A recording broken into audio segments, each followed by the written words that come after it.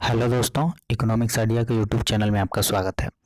आज के वीडियो में हम लोग विदेशी व्यापार गुणक के बारे में बात करेंगे। ये विदेशी व्यापार गुणक होता क्या है, ये कैसे कार्य करता है। चलिए हम लोग सबसे पहले जान लेते हैं कि विदेशी व्यापार गुणक होता क्या है।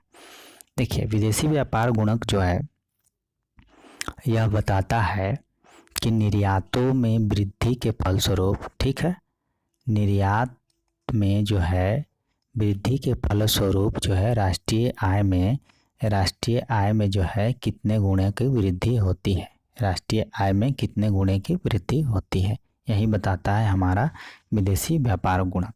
ठीक, विदेशी व्यापार गुणक इसे जो है हम लोग क्या है कि निर्यात गुणक के नाम से भी जानते हैं।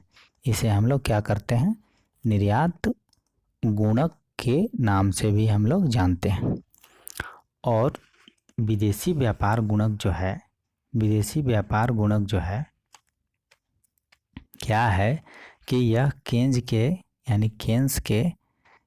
के जो है निवेश गुणक की तरह कार्य करता है। केन्स के क्या है, निवेश गुणक की तरह कार्य करता है।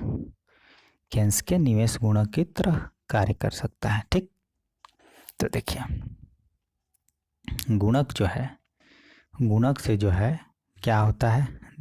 देखिए गुणक का जो है कार्य कैसे करता है। तो देखिए, जब आपका निर्यात बढ़ते हैं, जब आपका क्या होता है, निर्यात बढ़ता है, जब आपका क्या होता है, निर्यात जब आपका बढ़ेगा, ठीक, निर्यात बढ़ेगा तो क्या होगा, निर्यात से संबंधित उद्योग जो है, उद्योगों में काम करने वाले लोग जो है उनका क्या होगा, आय बढ़ेगा। ठीक, निर्यात उद्योगों से संबंधित जो लोग हैं उनका क्या हो जाएगा, आय बढ़ जाएगा। आय बढ़ जाएगा, निर्यात से संबंधित लोगों का आय बढ़ता है और जिससे क्या होता है, आपका राष्ट्रीय आय में वृद्धि होती है। जिससे आपके क्या होते हैं, राष्ट्रीय आय में क्या होती है, वृद्धि होती है। ठीक, राष्ट्रीय आय में वृद्धि होती है तो क्या होता है, निर्यात बढ़ता है। निर्यात बढ़ने से निर्यात से संबंधित उद्योग में जो काम करने वाले हैं लोग जो हैं उनकी आय बढ़ती है। आय बढ़ती है तो राष्ट्रीय आय में क्या होती है, वृद्धि होती है। तो गुणक इस तरह से क्या होता है, कार्य करता है। ठीक, वही बताता है। देखिए, विदेशी व्यापार गुणक यह बताता है कि निर्यात में वृद्धि के फलस्वरूप जो है राष्ट्रीय आय में कितने गुणे की वृद्धि होती है। निर्यात में जो है वृद्धि के फलस्वरूप जो है राष्ट्रीय आय में कितने गुना की वृद्धि होती है, यही बताता है विदेशी व्यापार गुणक। देखिए, इसको हम लोग फार्मूला में दिखाते हैं ऐसे, केफ इक्वल टू, यानी विदेशी व्यापार गुणक equal to delta Y divided by delta X. Delta Y divided by delta X. Delta Y यहाँ पे कुल आय में होने वाली वृद्धि, डेल्टा वाई कुल आय में होने वाली वृद्धि, और डेल्टा एक्स जो है, डेल्टा एक्स आपको बताता है निर्यात में होने वाली वृद्धि को। चलिए देखिए, गुणक जो है सीमांत बचत प्रवृत्ति यानी एमपीएस, सीमांत बचत प्रवृत्ति एमपीएस तथा सीमांत आयात प्रवृत्ति एमपीएम, सीमांत आयात प्रवृत्ति एमपीएम पर क्या करता है, निर्भर करता है। और जितना कम यह दोनों सीमांत प्रवृत्तियां होंगी उतना ही क्या होगा, गुणक का अधिक मूल्य होगा, यानी उतना ही अधिक गुणक होगा। ठीक, तो यहाँ पे हम लोग इस रिलेशन को ऐसे दिखाते हैं, KF equal to 1 divided by MPS यानी सीमांत बचत प्रवृत्ति प्लस एमपीएम आपका एमपीएम होगा। देखिए फिर से हम लोग देखते हैं यहाँ पे केएफ इक्वल टू क्या हो जाएगा, 1 बाई एमपीएस प्लस एमपीएम।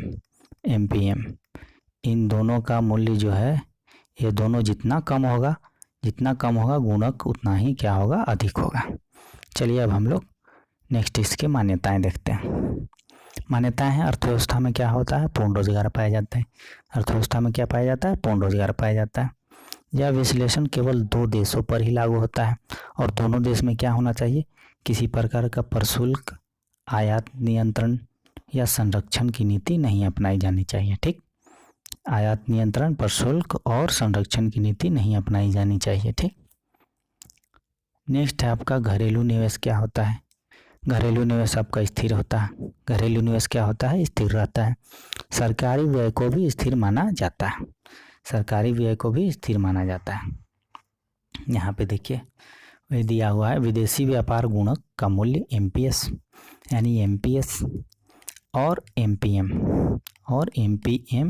के मूल्यों पर क्या होता है, गुणक का मूल्य निर्भर करता है।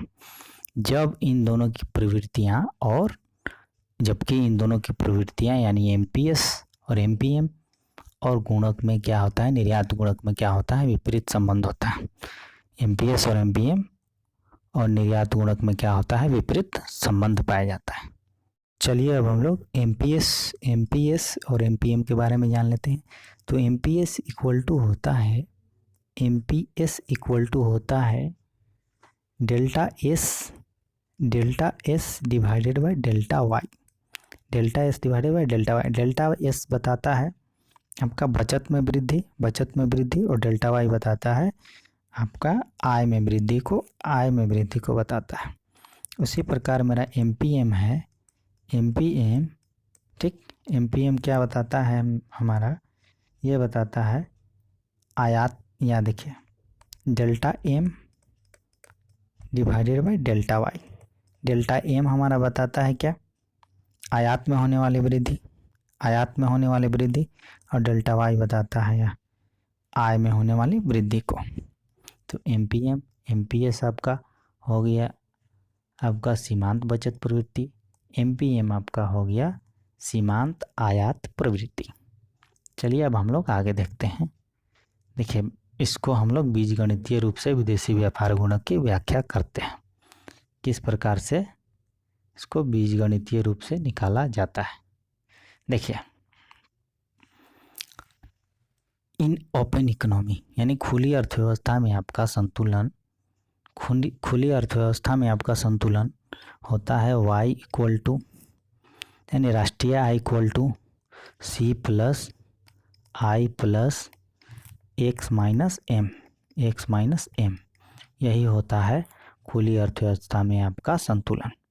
यहाँ पे y बताता है राष्ट्रीय आय को, C बताता है कुल उपभोग को, I बताता है कुल निवेश को और x आपको निर्यात माइनस आयात यानी ये नेट एक्सपोर्ट को बताता है। ठीक, चलिए आगे हम लोग इसको क्या करते हैं, C को हम लोग साइड चेंज करते हैं तो y माइनस सी हो जाता है, और इस साइड आपका x plus I plus X minus M हो जाता है, i plus X minus M हो जाता है। तो इसको हम लोग y माइनस सी को क्या सेविंग लिख सकते हैं, क्योंकि s equal to income minus consumption होता है, तो इसको हम लोग क्या कर सकते हैं, s लिख सकते हैं। ठीक, तो s इक्वल टू अब हो गया i plus X minus M हो गया। ठीक, ये हो गया equilibrium condition of national income. ठीक, ये आपका इक्विलिब्रियम कंडीशन ऑफ हो गया। ठीक, s plus M equal to I plus X. ऐसा इसलिए हुआ क्योंकि यहाँ पे लीकेज यानी कि रिसाव और इंजेक्शन, ये आपका लीकेज इसको बताता है बचत और आयात क्या बताता है, रिसाव को बताता है, ये बताता है रिसाव को।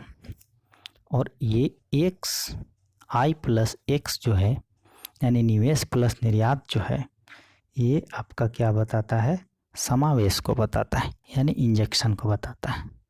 क्या बताता है, समावेश यानी इंजेक्शन को बताता है। तो कहने का मतलब है कि अर्थव्यवस्था में जब रिसाव और समावेश यानी कि आपका लीकेज और इंजेक्शन बराबर हो तो यही आपका इक्विलिब्रियम कंडीशन होता है। यही आपका क्या होता है, इक्विलिब्रियम कंडीशन होता है। चलिए आगे हम लोग देखते हैं। इक्विलिब्रियम के लिए हम लोग यहाँ पे देखिए आगे हम लोग क्या करते हैं कि इक्विलिब्रियम क्या होता है। इक्विलिब्रियम कंडीशन के लिए हम लोग इन्वेस्टमेंट यानी जितना इन्वेस्टमेंट और आई इक्वल टू एस ले लेते हैं, इन्वेस्टमेंट इक्वल टू सेविंग ले लेते हैं। तो यहाँ पे हम लोग का दो तरह के इन्वेस्टमेंट को लिया गया है, दो तरह के इन्वेस्टमेंट को लिया गया है, यानी कि ID एक लिया गया है। निवेश कितने प्रकार के, ID यानी कि घरेलू निवेश, ठीक। और आपका IF, ये आप कह सकते हैं इसको विदेशी निवेश, इसको कहते हैं विदेशी निवेश। तो यहाँ निवेश के दो तरह आपको, घरेलू निवेश और विदेशी निवेश। तो इसको हम लोग I को लिख सकते हैं ID plus IF equal to S, ID plus IF equal to S लिख सकते हैं, ठीक। तो यहाँ पे मेरा जो है, यहाँ पे देखिए अगले स्टेप में हम लोग देखते हैं कि ID प्लस IF यानी कि ये जो आपका विदेशी निवेश है, इसको हम लोग X माइनस यानी कि विदेशी निवेश को एक्सपोर्ट माइनस इंपोर्ट लिख सकते हैं, X माइनस M लिख सकते हैं। तो यहाँ पे इसको X माइनस M कर दिए इक्वल टू S कर दिए। हम लोग का घरेलू निवेश क्या है, जीरो है, यहाँ पे स्थिर है। तो ID को हम लोग जब जीरो कर देंगे तो यहाँ पे देखिए, और M को हम लोग क्या किए, ये साइड चेंज कर दिए तो S प्लस M हो गया, तो यहाँ पे अगले स्टेप में मेरा X हो जाएगा। यहाँ पे ये ID को जीरो, यहाँ पे स्थिर है, ठीक। घरेलू निवेश को हम लोग जीरो किए, तो यहाँ पे हम लोग का इक्वेशन आ गया X equal to S plus M, और M को हम लोग साइड चेंज कर दिए, S प्लस M। अब हम लोग क्या करते हैं, इस इक्वेशन को चेंजिंग कंडीशन में लिखते हैं, यानी कि बदलते हुए स्थिति में लिखते हैं, ठीक। तो डेल्टा वाई हमारा बदलाव को दिखाता है, तो हम लोग चेंजिंग कंडीशन में इसको लिख दिए del X equal to del S plus del M, ठीक, डेल्टा एम। तो दोनों और हम लोग क्या करेंगे, अब डेल्टा वाई से डिवाइड करेंगे। हम लोग दोनों साइड, बोथ साइड क्या किए, डेल्टा वाई से डिवाइड कर दिए, इक्वेशन को डेल्टा वाई से क्या किए, डिवाइड कर दिए, ठीक, डेल्टा वाई से डिवाइड कर दिए। तो यहाँ पे हम लोग देखते हैं कि केएफ इक्वल टू क्या होता है, केएफ इक्वल टू होता है delta Y divided by delta X, delta Y divided by delta X होता है, जबकि मेरा यहाँ पे क्या है, delta X divided by delta Y है, और केएफ इक्वल टू क्या होता है, delta Y divided by delta X होता है। तो इसको हम लोग 1/kf लिख सकते हैं, 1/kf, इसको क्या कर सकते हैं, उल्टा करेंगे तो 1/kf इसको लिख सकते हैं। चलिए आगे हम लोग वही करते हैं, इसको क्या किए, 1/kf लिख दिए, 1/kf लिख दिए, ठीक, इक्वल टू मेरा वो इक्वेशन सेम है, delta S divided by delta M divided by delta Y, ठीक। तो अब हम लोग क्या करेंगे कि इस केएफ को ऊपर ले जाएंगे, तो इस साइड का भी इक्वेशन क्या होगा, चेंज होगा, इस साइड का भी क्या हो जाएगा, इक्वेशन नीचे वाला ऊपर चला जाएगा, ऊपर वाला नीचे आ जाएगा। तो इसको हम लोग 1/kf इक्वल टू क्या लिख सकते हैं, देखिए तो इसको ऊपर लेंगे डेल्टा वाई, ऐसा इसलिए किए कि इसको भी हम लोग साइड चेंज किए और इस साइड भी, क्योंकि बोथ साइड करना होगा ना इक्वेशन आपको संतुलित करने के लिए। तो del Y divided by del S plus delta M, ठीक, ये मेरा मिल गया केएफ इक्वल टू, ठीक। अब हम लोग यहाँ पे देखते हैं कि M P M equal to क्या होता है, M P M equal to होता है delta M divided by delta Y, M P M equal to क्या होता है, delta M divided by delta Y, और एम पी एस क्या होता है, delta S by delta Y, लेकिन हम लोग का यहाँ पे केएफ इक्वल टू क्या मिला, delta Y divided by delta S plus delta Y divided by delta M, ये हमारा विपरीत मिला, ये हमारा क्या मिला, विपरीत मिला।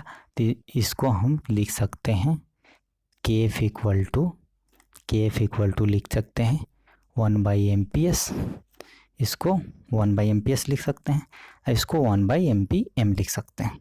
तो ये मेरा फाइनल इक्वेशन मिल गया, ठीक, KF equal to 1/MPS plus 1/MPM, इसको हम लोग ऐसे 1/S प्लस M भी लिख सकते हैं, ठीक, 1/S प्लस M, यही मेरा डेरिवेशन यानी डिराइव करके मिला केएफ यानी विदेशी व्यापार गुणक। चलिए अब हम लोग आगे देखते हैं। यदि निवेश स्थिर रहे तो राष्ट्रीय आय निर्यात पर क्या करती है, निर्भर करती है। यदि निवेश स्थिर रहती है तो राष्ट्रीय आय क्या पर करती है, राष्ट्रीय आय निर्यात पर निर्भर करती है। चलिए अब हम लोग इसके प्रभाव के बारे में देखेंगे। इसके प्रभाव के बारे में हम लोग देखेंगे कि जो है निर्यात में परिवर्तन से जो है निर्यात में परिवर्तन से क्या प्रभाव पड़ता। यहाँ पे देखिए रेखा चित्र में जो है, रेखा चित्र में OY एक्सिस पे जो है, OY एक्सिस पे आपको जो है सेविंग, इन्वेस्टमेंट, एक्सपोर्ट, इंपोर्ट को दिखाया गया है और इधर OX एक्सिस पे क्या है, नेशनल इनकम को, राष्ट्रीय आय को दिखाया गया है, राष्ट्रीय आय को दिखाया गया है। KX आपका ये देखिए K और X ये लाइन है, KX लाइन है, ये आप क्या बताता है, निर्यात को बताता है, निर्यात को बताता है। और ये लाइन जो है S प्लस M जो है, S प्लस M जो है ये लाइन जो है आपका बचत तथा आयात फलन को बताता है, जिसकी जो है ढाल क्या है, धनात्मक है, जिसकी ढाल क्या है, धनात्मक है। ठीक, प्रारंभ में देखिए संतुलन कहाँ पे, ई पे होता है। प्रारंभ में कहाँ होता है संतुलन, ई पे होता है, जहाँ पे आपका जो है S प्लस M रेखा और K प्लस X रेखा एक दूसरे को काटती है, एक दूसरे को काटती है। ठीक, यहाँ पे तो संतुलन यहाँ पे होता है और संतुलन यहाँ पे होता है, तो हम लोग का जो है OY के बराबर नेशनल इनकम प्राप्त होता है, OY के बराबर नेशनल इनकम प्राप्त होता है और OK के बराबर, O और K के बराबर यहाँ पे निर्यात है यहाँ पे। ठीक, अब हम लोग क्या करते हैं कि निर्यात को KX से बढ़ाकर K1X, देखिए निर्यात को क्या करते हैं, बढ़ा देते हैं, निर्यात को K1X1 कर देते हैं, बढ़ा देते हैं। ठीक, तो निर्यात को में परिवर्तन यहाँ पे हम लोग देखिए कितना हुआ, डेल्टा X के बराबर। निर्यात में परिवर्तन कितना हुआ, डेल्टा X के बराबर। तो निर्यात में परिवर्तन होने से क्या हुआ कि हम लोग का नया संतुलन बिंदु कहाँ मिला, E1 पे, नया संतुलन बिंदु E1 पे मिला और हम लोग का निर्यात इतना बढ़ गया, K से क्या हो गया, K1 हो गया निर्यात, K से K1 निर्यात हो गया और राष्ट्रीय आय हम लोग का Y से Y1 हो गया, Y से Y1, यानी कि निर्यात में डेल X के बराबर चेंज आया और आपका राष्ट्रीय आय में डेल Y के बराबर चेंज आया। ठीक, राष्ट्रीय आय में डेल Y के बराबर चेंज आया। तो हम लोग यहाँ पे क्या देखते हैं कि जितना आपका निर्यात में परिवर्तन हुआ उससे कहीं ज़्यादा आपका राष्ट्रीय आय में क्या हुआ, वृद्धि हुआ, यानी कि आपका राष्ट्रीय आय में वृद्धि ज़्यादा हुआ गुणक के, यानी कि ये आपका निर्यात के मुकाबले राष्ट्रीय आय में वृद्धि क्या हुआ, ज़्यादा हुआ। ठीक है, आपका निर्यात में वृद्धि के मुकाबले। तो यही हमारे क्या है, गुणक के प्रभाव को बताता है। ठीक, यही गुणक के प्रभाव को बताता है कि आपका निर्यात में वृद्धि से जो है राष्ट्रीय आय में कितने गुणा की वृद्धि हुई। ठीक, गुणक के प्रभाव को क्या करता है, ये स्पष्ट करता है। यहाँ पे आप देख सकते हैं कि स्पष्ट दिख रहा है कि जितना आपका निर्यात में वृद्धि हुआ है उससे कहीं ज़्यादा राष्ट्रीय आय में क्या हुई है, वृद्धि हुई है। ये हमारा था निर्यात में परिवर्तन का प्रभाव, निर्यात में परिवर्तन का प्रभाव। अब हम लोग नेक्स्ट देखते हैं आयात में परिवर्तन का क्या प्रभाव पड़ता है। आयात में परिवर्तन का जो है क्या प्रभाव पड़ता है। ठीक, इसको हम लोग रेखा चित्र के माध्यम से जो है स्पष्ट रूप से समझेंगे। चलिए अब हम लोग शुरू करते हैं। देखिए यहाँ पे जो है OY एक्सिस पे जो है, यहाँ पे जो है OY एक्सिस पे आपको क्या लिया गया है, एक्सपोर्ट प्लस इंपोर्ट, यानी आयात और निर्यात को लिया गया, आयात और निर्यात को लिया गया है। ठीक, और OX एक्सिस पे आपका क्या लिया गया है, नेशनल इनकम को लिया गया है, नेशनल इनकम को लिया गया है। KX रेखा जो है निर्यात को बताता है, KX रेखा निर्यात को बताता है और आपका जो है NM रेखा जो है NM रेखा क्या बताता है, आयात अनुसूची यानी आयात को बताता है। ठीक, प्रारंभ में संतुलन आयात और निर्यात ई बिंदु पर एक दूसरे को काट रहे हैं। ठीक, तो प्रारंभ में संतुलन ई पर है और नेशनल इनकम आपका OY के बराबर है, प्रारंभ में नेशनल इनकम OI के बराबर है, ठीक। और आपका नेशनल इनकम OI के बराबर है। अब NM आयात, देखिए NM आयात जो है अनुसूची को बता रहा है, ठीक। और अब हम लोग क्या कर रहे हैं कि आयात बढ़ा देते हैं। अब हम लोग क्या करते हैं कि आयात को बढ़ा देते हैं, तो आयात मेरा ये बढ़ करके यहाँ N1 M1 हो जाता है। तो संतुलन मेरा कहाँ पे स्थापित होता है, N1 M1 आयात हो जाने से मेरा संतुलन स्थापित होता है E1 पर। संतुलन E1 पर स्थापित हो जाता है और राष्ट्रीय आय क्या होता है, OI पहले था, OI से घट कर क्या हो गया, OI से राष्ट्रीय आय OI से घट कर क्या हो गया, OY1 हो गया, OY1 हो गया, यानी कि घट गया। OI से घट कर क्या हो गया, राष्ट्रीय आय OY1 हो जाती है, ठीक। तो ये आयातों में वृद्धि के फलस्वरूप गुणक के प्रभाव के कारण क्या हो जाता है, आय का संकुचन हो जाता है, आय का संकुचन हो जाता है। तो हम यहाँ देख सकते हैं कि आपका जो है आय में जो है क्या हो जा रहा है, आय में OY1 के बराबर यानी डेल वाई के बराबर क्या हो रहा है, आय में संकुचन हो रहा है आयात में वृद्धि के फलस्वरूप। यही हमारा था आयात में परिवर्तन का प्रभाव।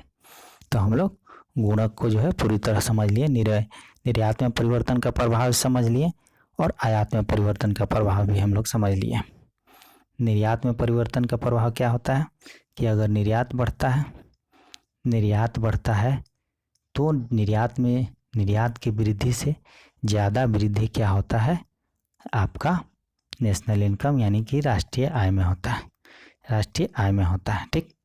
और आयात में परिवर्तन का क्या प्रभाव होता है कि जितना आपका आयात में वृद्धि होता है उससे कहीं ज़्यादा आपका जो है राष्ट्रीय आय में क्या हो जाता है, कमी हो जाता है। राष्ट्रीय आय में क्या हो जाता है, राष्ट्रीय आय का क्या हो जाता है, संकुचन हो जाता है। तो यही हमारा था गुणक, जिसके बारे में आज हम लोग विस्तार पूर्वक समझे गुणक के बारे में। तो आज के वीडियो में इतना ही, और नेक्स्ट वीडियो में मैं नए टॉपिक के साथ मिलूँगा आप लोगों के साथ। तो वीडियो को देखते रहिए, चैनल को लाइक कीजिए, सब्सक्राइब कीजिए। धन्यवाद।